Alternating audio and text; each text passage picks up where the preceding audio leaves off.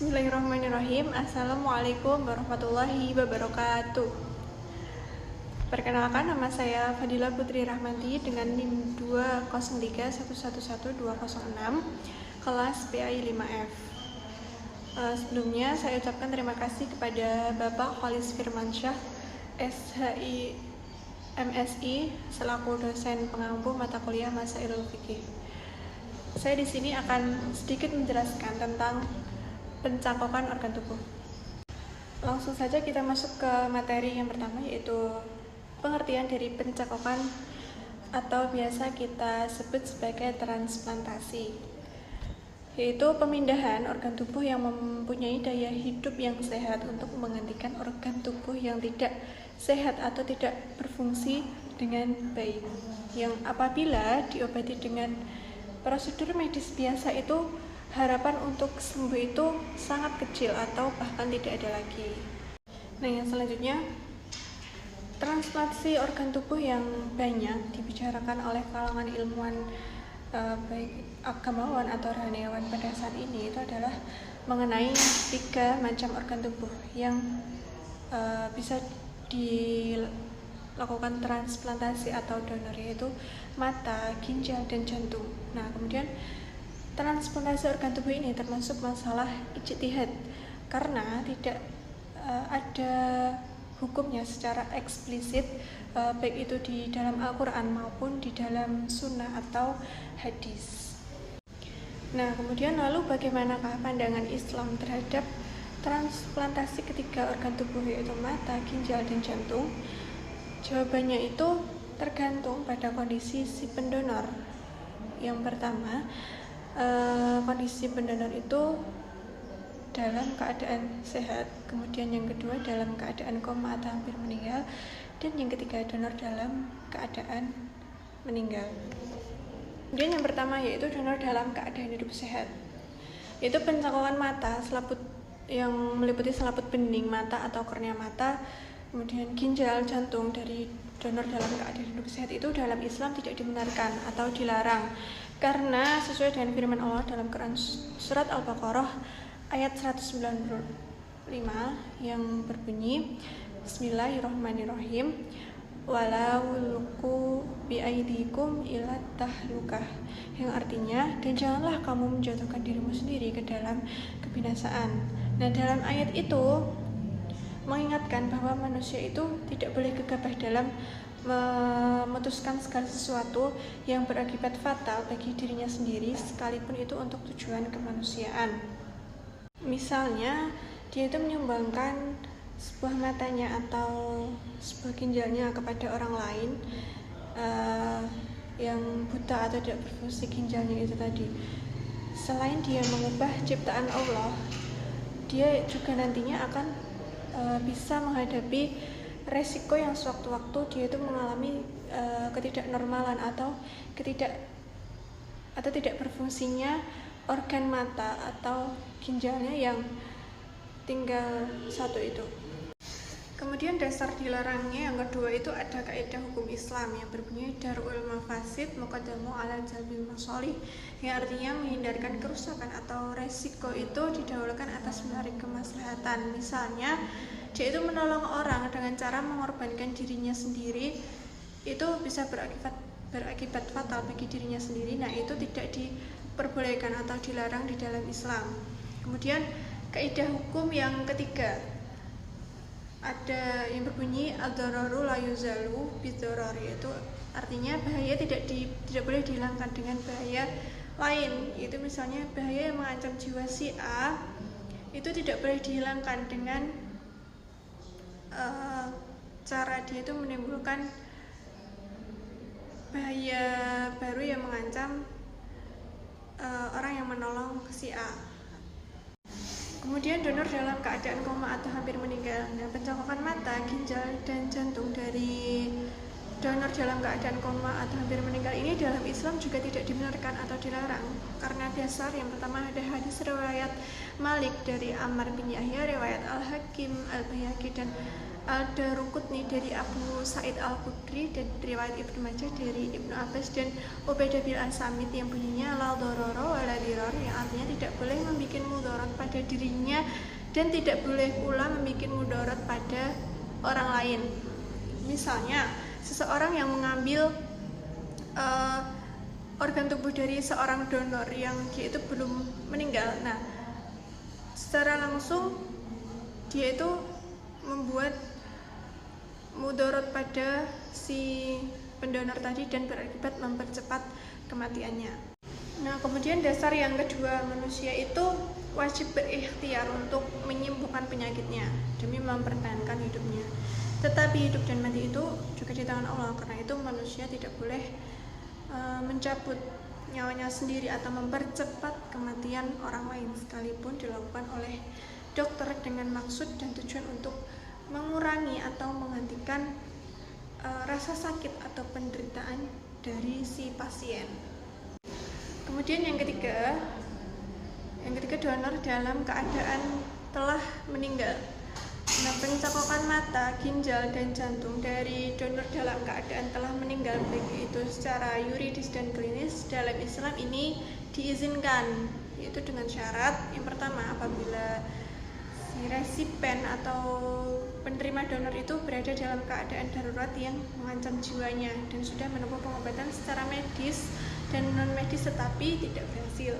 Dan yang kedua, pencakokan tidak akan menimbulkan komplikasi penyakit yang lebih serius lagi atau lebih gawat lagi bagi resipien dibandingkan dari keadaan yang sebelumnya.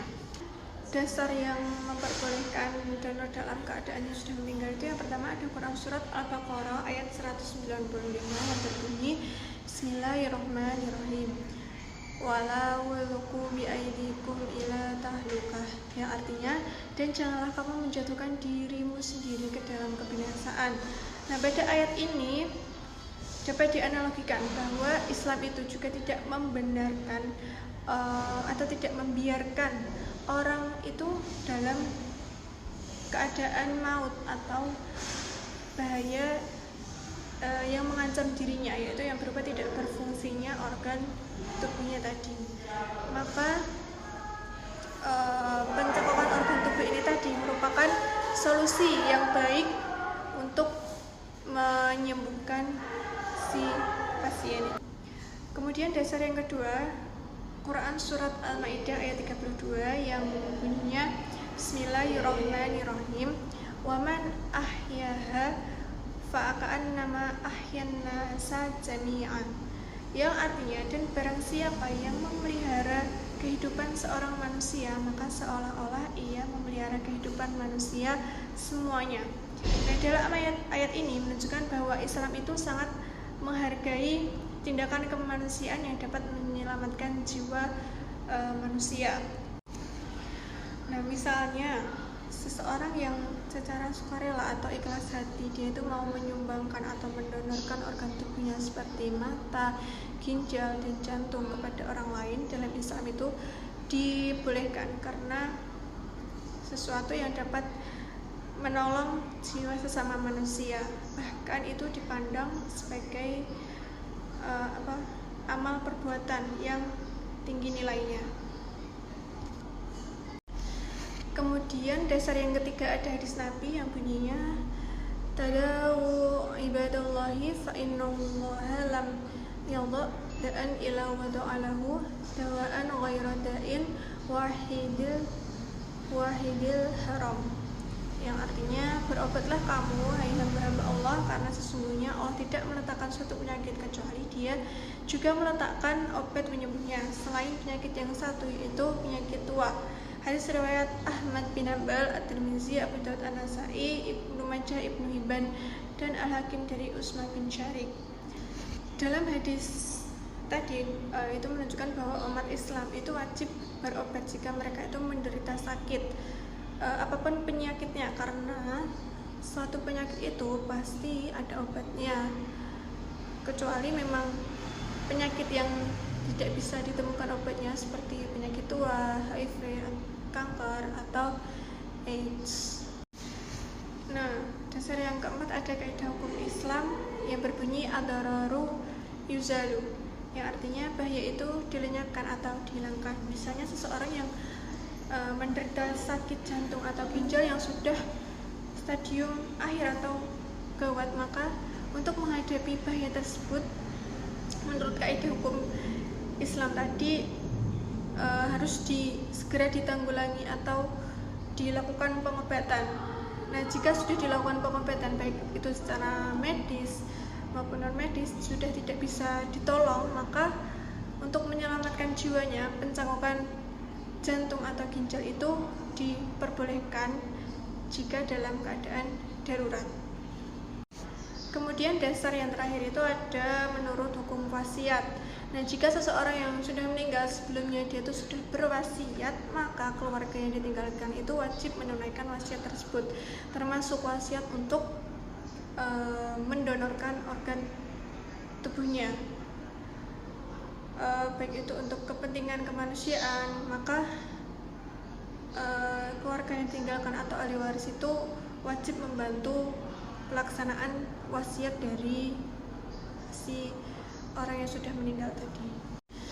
Kemudian bagaimana menurut Islam, apakah donor organ tubuh itu bisa mendapat pahala jika resipen orang yang soleh, dan apakah si donor juga akan menanggung dosa jika resipen adalah orang yang suka berbuat maksiat? Jawabannya itu tidak sama sekali berpengaruh, karena berdasarkan dalil-dalil. Yang pertama ada Quran surat An-Najm ayat 39 sampai 41 yang bunyinya Bismillahirrahmanirrahim, wa alaysa lil insani illa ma sa'a wa anna sa'yahu sawfa yura tsumma yujzahul jazaa'al awfa. Yang artinya bahwasanya manusia itu tidak memperoleh selain apa yang ia usahakan, dan bahwasanya usahanya itu kelak akan diperlihatkan, kemudian akan diberi balasan kepadanya dengan balasan yang paling sempurna. Kemudian dasar yang kedua ada Quran surat An-Najm ayat 38 yang bunyinya Bismillahirrahmanirrahim, alla taziru waziratu wizra ukhra, yang artinya bahwasanya seorang yang berdosa tidak akan memikul dosa orang lain. Nah, dalam ayat ini dijelaskan bahwa seseorang tidak akan menanggung dosa dari orang lain. Istilahnya itu tidak mengenal swarga nunut, neraka katut. Kemudian dasar yang terakhir ada hadis Nabi yang bunyinya idza matal insanu in qata'a amaluhu illa min salasin shadaqatin jariyatin aw ilmin yuntafa'u bih aw waladin sholihin yad'u lah. Artinya jika manusia itu telah meninggal maka terputuslah amalnya kecuali yang meninggalkan 3 hal, yaitu sedekah amal jariah, yang kedua ilmu yang bisa diambil manfaatnya oleh orang lain, yang 3 anak soleh yang mendoakan orang tuanya. Hadis riwayat Al-Bukhari dan lain-lain dari Abu Hurairah.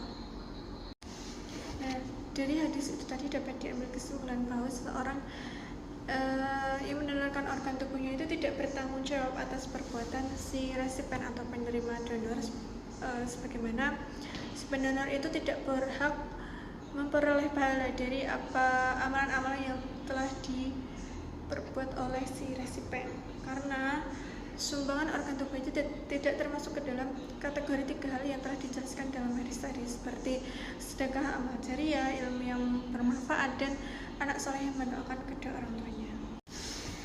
Nah, itu saja presentasi yang dapat saya sampaikan. Semoga dapat bermanfaat bagi kita semua untuk kedepannya. Kurang lebihnya saya mohon maaf. Terima kasih. Wassalamualaikum warahmatullahi wabarakatuh.